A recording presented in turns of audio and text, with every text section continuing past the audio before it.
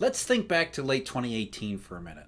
Before the Fed paused its rate hike program and eventually got into rate cuts in 2019, in the last quarter of 2018, a whole bunch of stuff happened which basically told you ahead of time what the Fed was going to do because of what it meant for the global marketplace and therefore the real economy.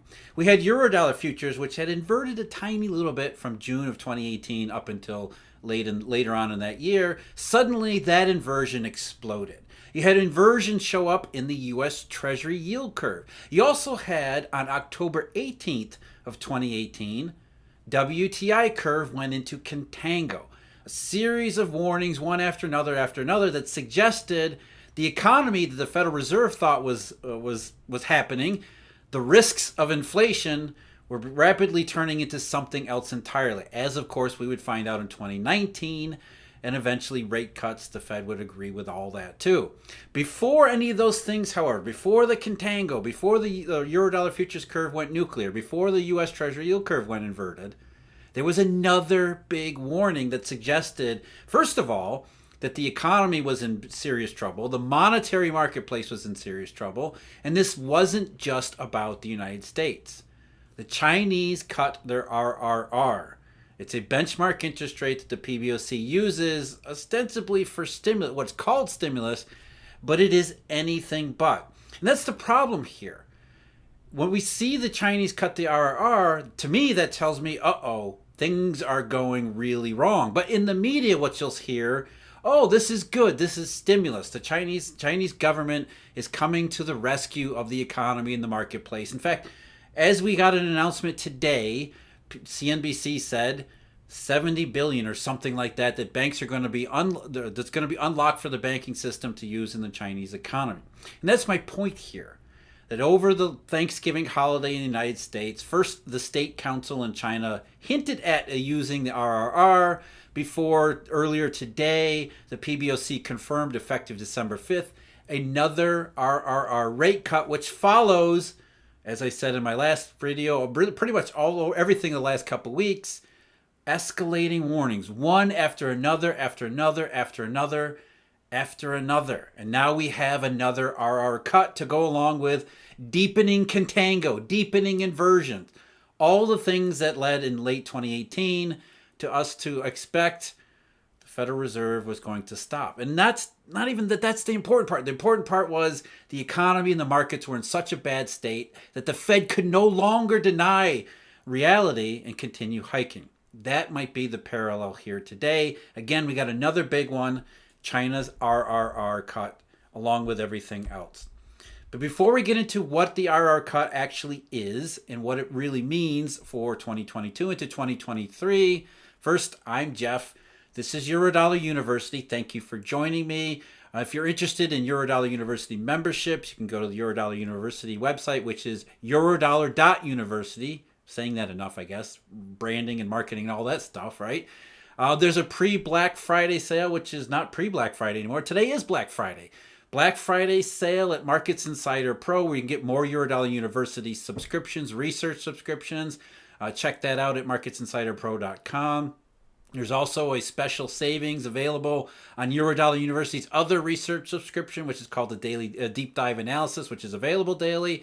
All the information you need on all of these things, eurodollar.university. And of course, Eurodollar University members can save on the Deep Dive Analysis too. All the information at the website, eurodollar.university.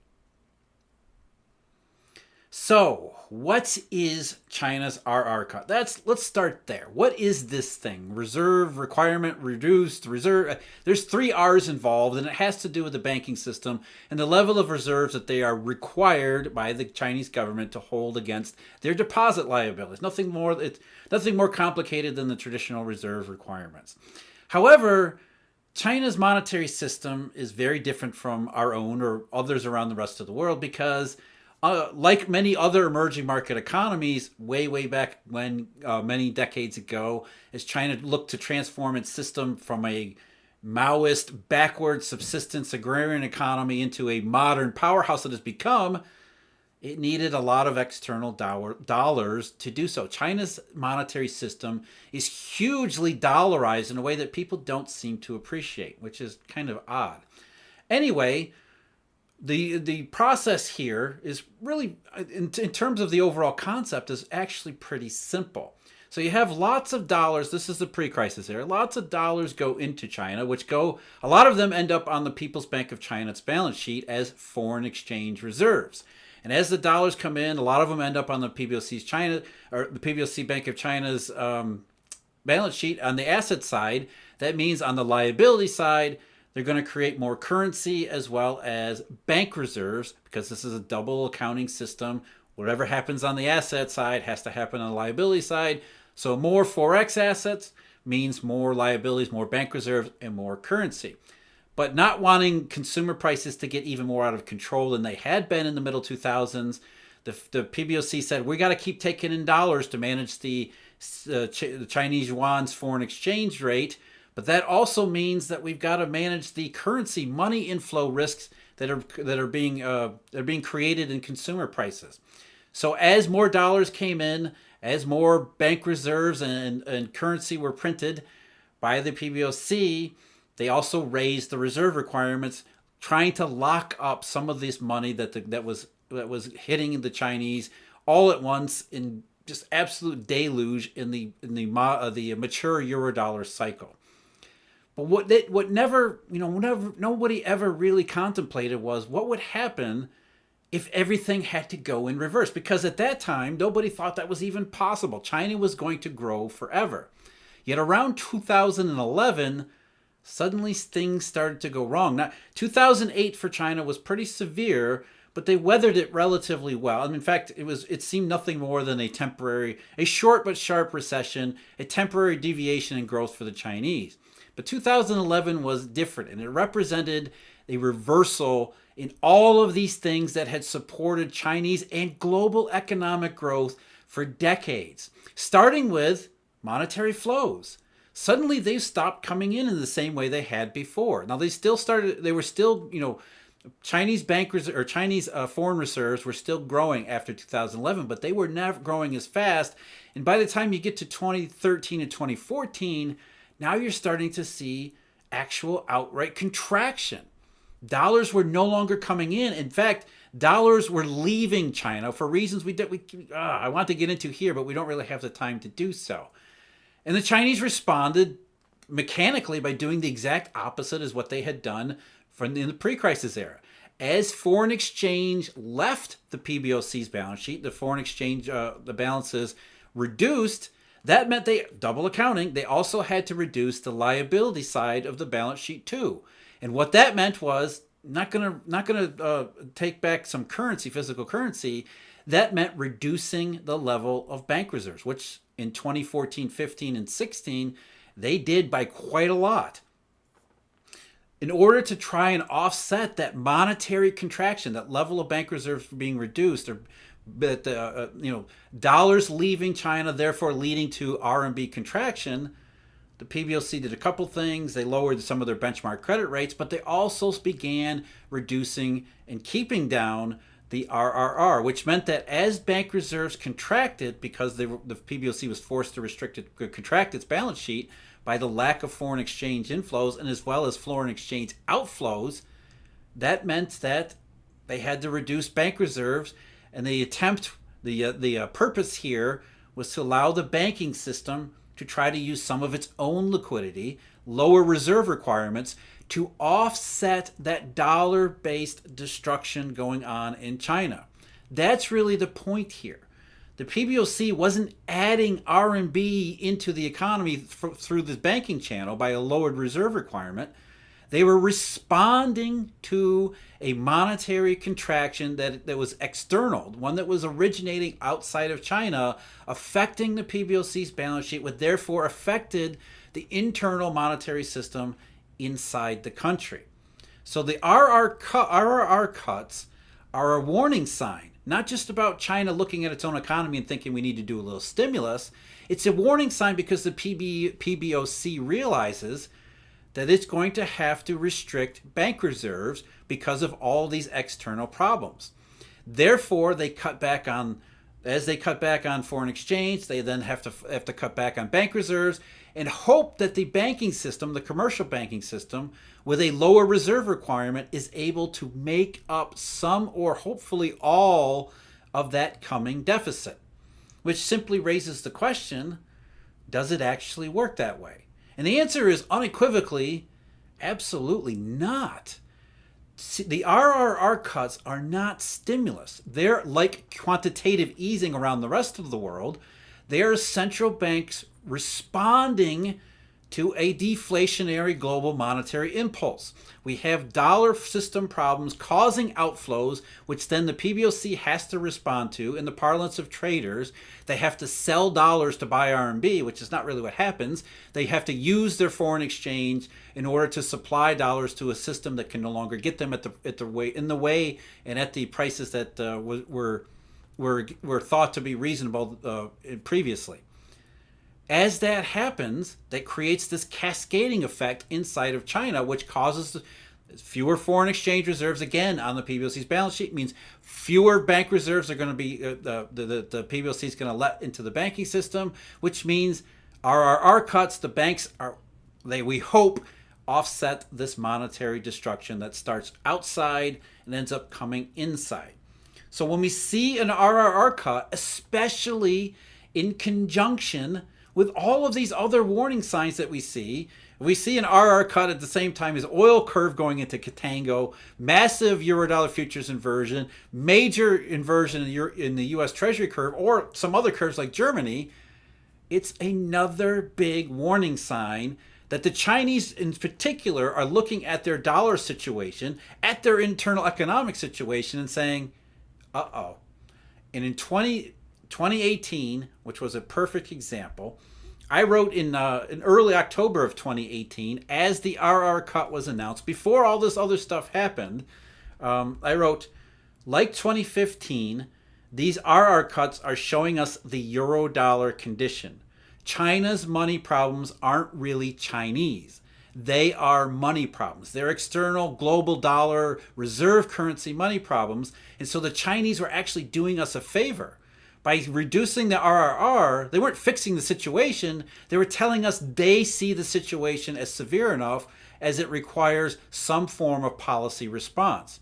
They knew full well that this wasn't going to be effective, but they had to do something anyway, because central banks, that's how they operate.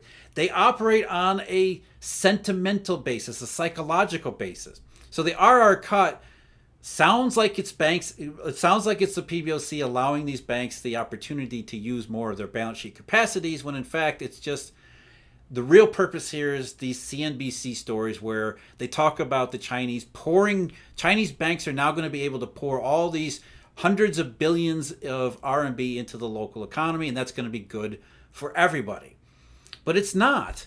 As I wrote again in January 2019, revisiting the RR topic 3 months later, after all this other stuff had happened, as I said, that's exact what I said in October 2018 is exactly what has unfolded over the last few months of 2018 and all around the world, not just in one place here or there. Money problems are market problems. Therefore, the global economy isn't poised to skyrocket, as Powell keeps claiming. It has already soured. Here we are again in 2022. Now, like 2018, the October 2018 RR cut was not the first one of that year. It was actually the third. And in 2022, November's RR cut, or actually it will be December's RR cut, isn't the first either. The PBOC has been cutting the RRR all year because the situation continues to get worse and worse and worse. It's not stimulus. It's a program that the central bankers use so that they can get some kind of, at least they hope, some kind of psychological impact, which doesn't do anybody any good in a situation like this. Which is why when you look at not just this year, but all these previous years, you see a pretty solid correlation, an inverse correlation really, between what the RRR is intended to accomplish and what actually happens in the real economy. So the RRR goes up in the pre-crisis era. CNY goes up at the same time.